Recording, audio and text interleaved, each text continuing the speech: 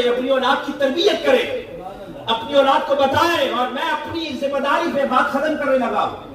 मैं अपनी जिम्मेदारी पे ये बात करके जा रहा हूं, अपनी जिम्मेदारी पे, कि अपनी औलाद को नमाज, रोजे, हज, ज़कात से पहले अपनी औलाद के दिमाग में ये बात डाल देनी है, बेटा हमारी जान जाती है चली जाए, कयामत की सुबह तक मोहम्मद आखिरी नबी और रसूल बन के आए हैं।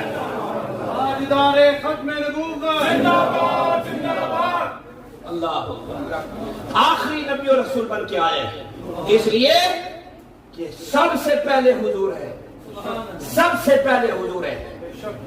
हुजूर को मानेंगे तो बाकी अमाल माने जाएंगे।